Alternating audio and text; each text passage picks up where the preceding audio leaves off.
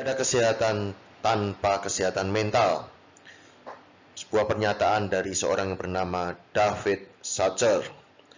Assalamualaikum warahmatullahi wabarakatuh. Salam sejahtera. Izinkan saya dalam beberapa menit ke depan ini saya akan share yang saya beri tema menjadi pemimpin sukses yang sehat mental. Pertama, kita akan mencermati kata pemimpin. Pemimpin yang dimaksud bukan tentang orang lain, juga bukan bicara tentang posisi, kedudukan, jabatan, tetapi sebuah kesadaran bahwa hidup saya bukanlah korban dari lingkungan, bukanlah korban dari orang lain, dan juga bukan korban dari masa lalu. Nah, ketika saya memilih, lalu kemudian saya memutuskan, dan saya bertanggung jawab atas keputusan itu, maka saat itulah saya sudah menjadi pemimpin.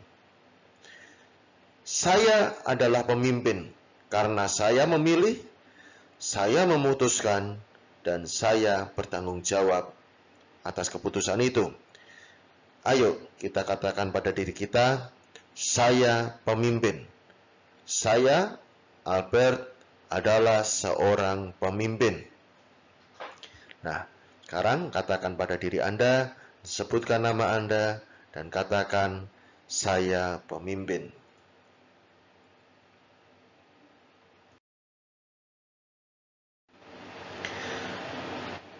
Lalu kita lanjutkan. Kata kedua yang kita akan renungkan adalah kata sukses. Sukses bukanlah nanti. Sukses bukanlah sebuah pencapaian. Bukanlah final. Sukses ketika saya merencanakan. Ketika saya memilah. Dan kemudian memilih, memutuskan, lalu saya juga melaksanakannya, kemudian saya evaluasi, saya monitor, lalu saya perbaiki. Maka itulah kondisi di mana saya sukses.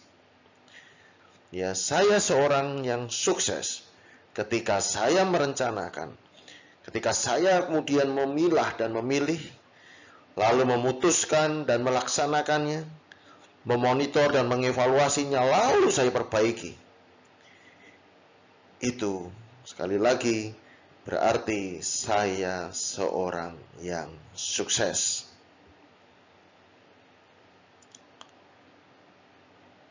Katakan pada diri kita, diri saya sukses.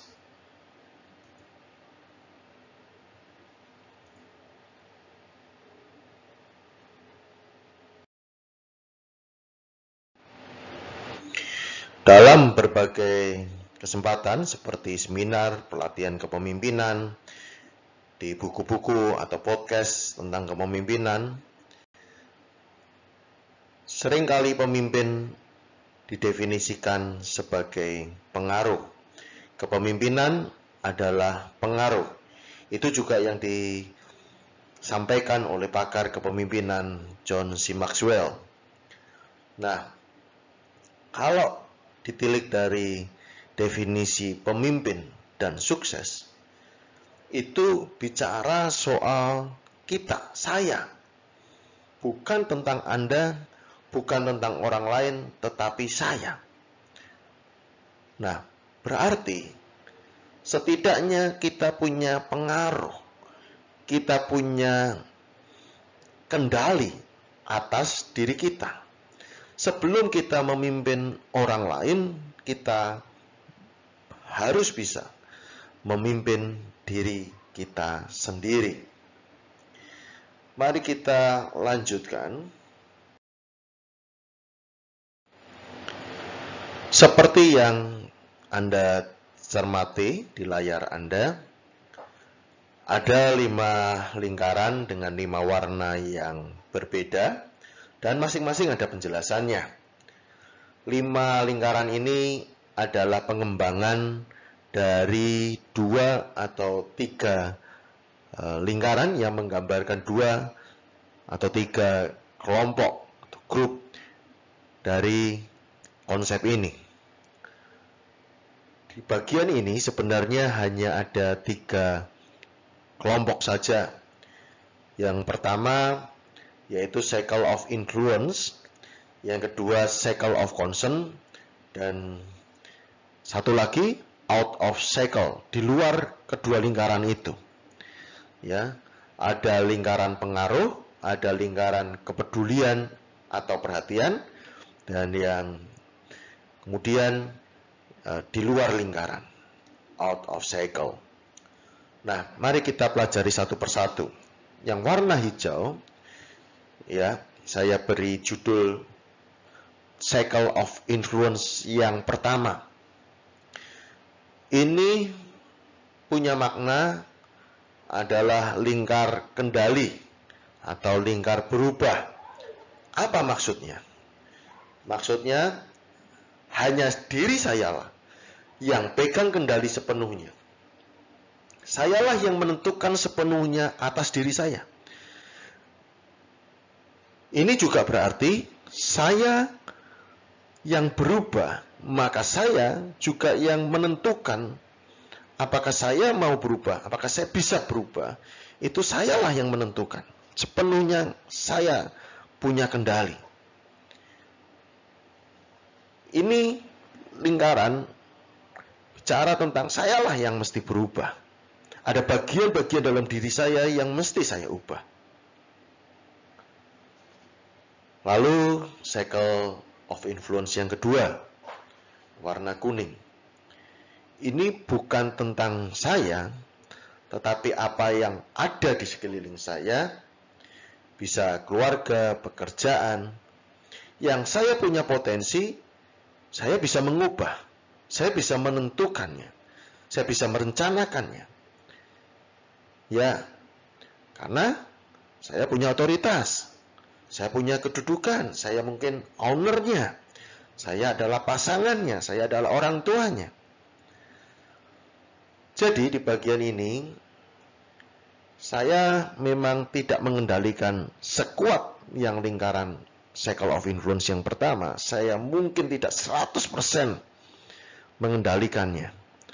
Tapi saya punya kesempatan yang lebih besar, lebih kuat untuk mengubah, ya, untuk mengatur. Nah, ini cycle of influence yang kedua. Nanti kita akan pelajari, kita kembali lagi dengan contoh-contoh. Lalu kita lanjutkan dengan cycle of concern yang pertama, yang saya beri istilah lingkar kepedulian. Di sini lebih jauh, ya, semakin berkurang pengaruhnya dibanding yang lingkar warna hijau atau cycle of influence yang pertama.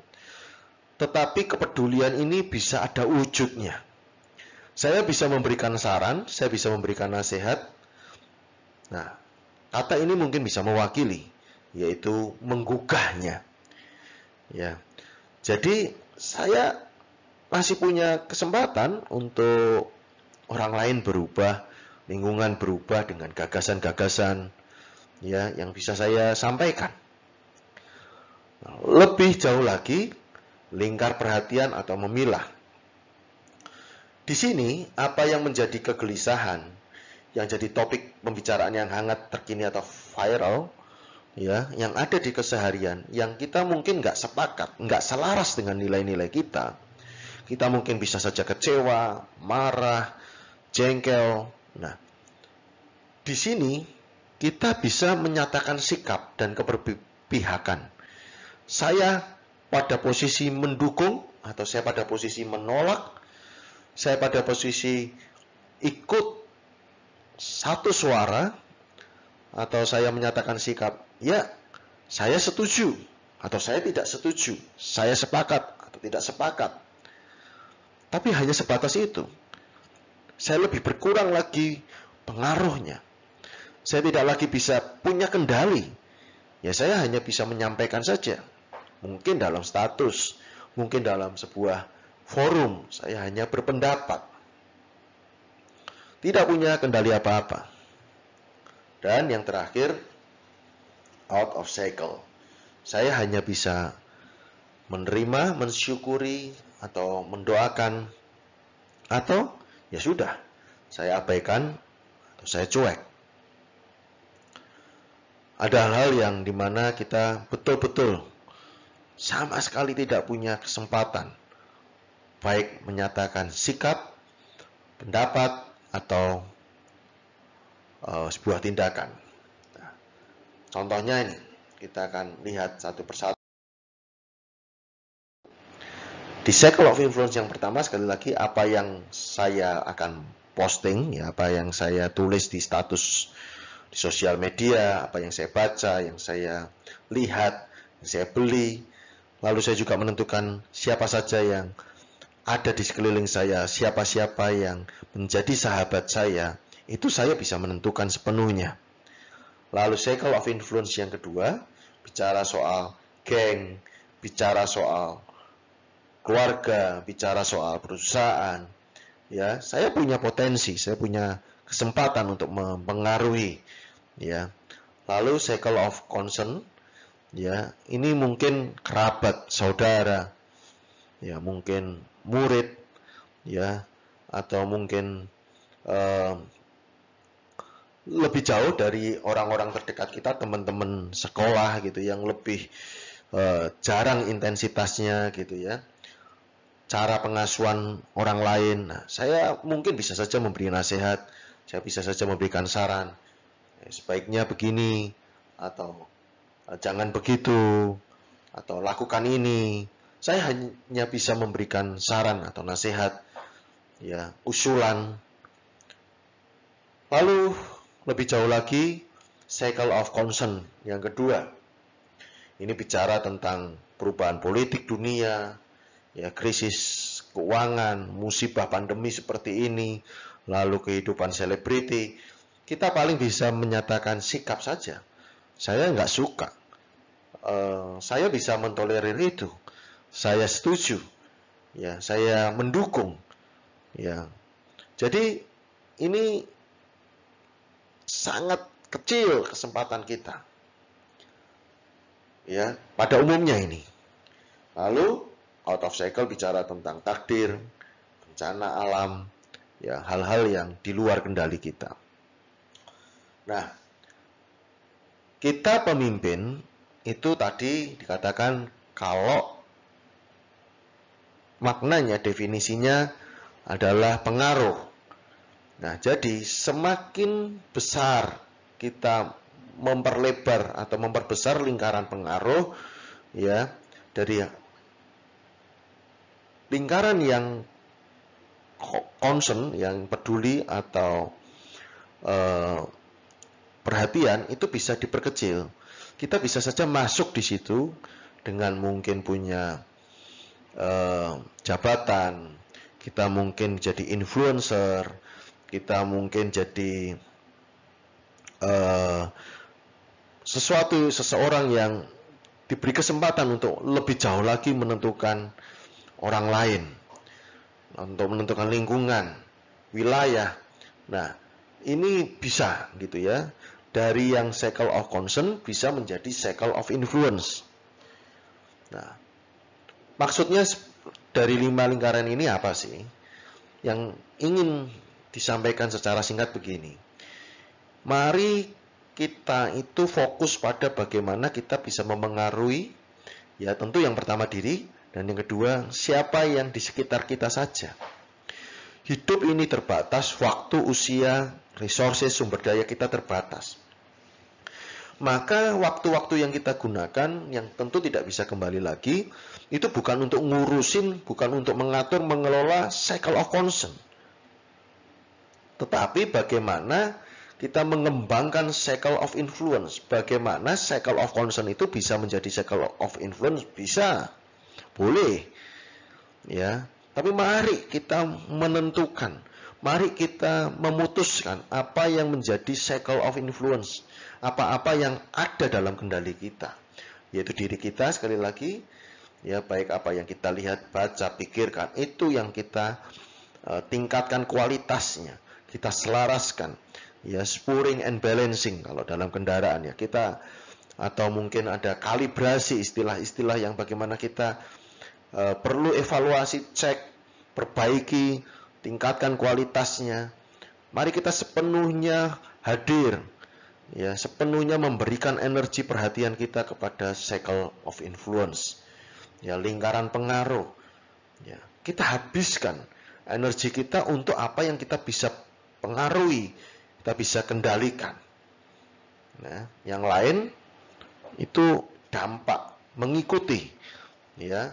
Ketika kita bisa mengembangkan diri kita, kapasitas kita, kemampuan kita, keahlian kita, kepercayaan orang kepada kita, maka saya yakin kita suatu kali diberi kesempatan, maka apa-apa yang di circle of concern itu bisa menjadi circle of influence.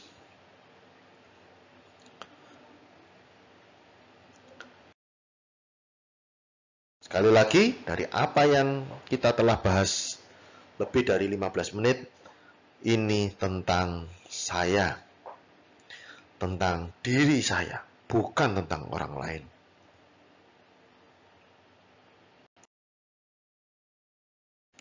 Kita ingat tayangan sebelumnya, Bapak Ibu bisa cek di YouTube saya, ya, tentang menata hati. Di situ disampaikan, emosi adalah gap atau masalah apa yang ada dalam diri kita dengan kenyataan. Nah, bagaimana mengelola emosi? Yaitu dengan mengubah kenyataan. Dan kalau kenyataan tidak bisa diubah, maka apa yang ada di dalam diri kita, itu yang kita ubah.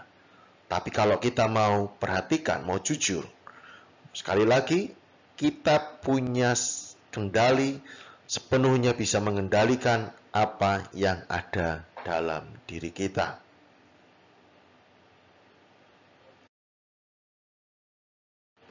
Nah, jadi kita perlu sadari dan ketahui batasan-batasan. Ya, tadi ada batasannya nih. Ini pengaruh saya, atau ini saya hanya bisa peduli, atau bahkan saya mungkin hanya bisa menyatakan pendapat, sikap, atau malah di luar lingkaran. Jadi ayo kita cek, kita sadari, dan ketahui batasan-batasan. Ya. Bukan kecewa itu adalah harapan tidak sesuai dengan kenyataan. Jadi kita set harapan-harapan kita, sesuaikan ya, selaraskan. Lalu prinsip ini perlu diingat bahwa Anda melewati batas garis kewarasan jika Anda memaksa orang lain berubah. Saya bisa mempengaruhi, saya bisa menentukan, ya, saya bisa menginspirasi, saya bisa menjadi teladan, saya bisa meminta orang lain berubah. Tetapi kalau saya paksa mereka berubah, maka saya sudah melewati batas garis kewarasan. Saya bisa memberikan data, saya bisa memberikan fakta, saya bisa memberikan tayangan kepada mereka, saya bisa memberikan contoh kepada orang lain. Tapi kalau memaksa orang lain berubah, maka saya sudah gila. Ya, itu ekstrimnya. Lalu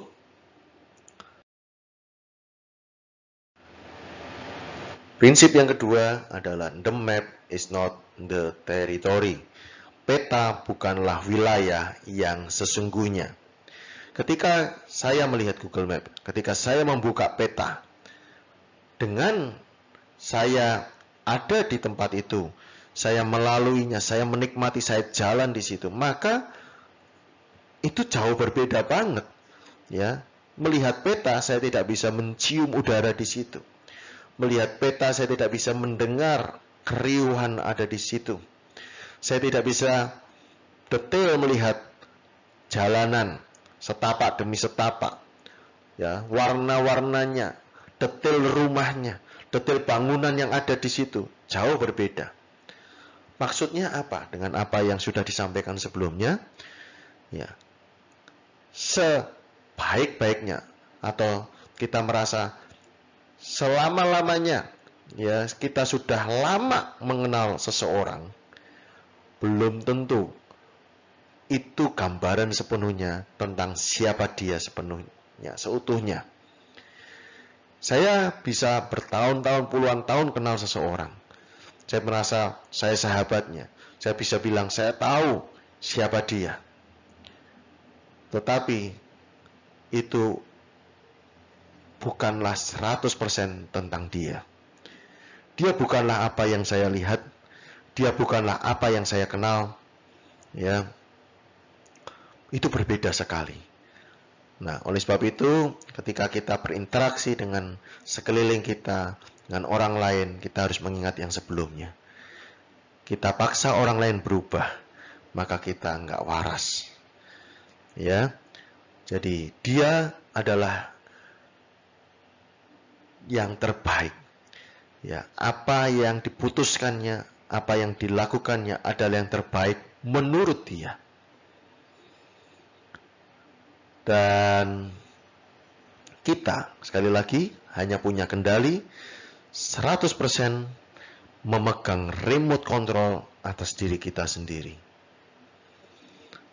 Jadi melalui tayangan singkat ini, saya mengajak, kalau kita ingin punya mental yang sehat, dimulai dari, ayo kita punya batasan, sadari batasan. Kenapa? Karena dari batasan itu kita bisa memprioritaskan, bisa memberikan energi yang sepenuhnya untuk yang kita bisa pengaruhi, yang kita bisa kendalikan, yaitu diri kita. Mari kita tingkatkan kualitasnya, selaraskan apa-apa yang perlu diselaraskan, menjadi orang yang lebih baik, dan menciptakan masa depan yang lebih baik. Sampai jumpa di tayangan selanjutnya. Wassalamualaikum warahmatullahi wabarakatuh dan salam sejahtera.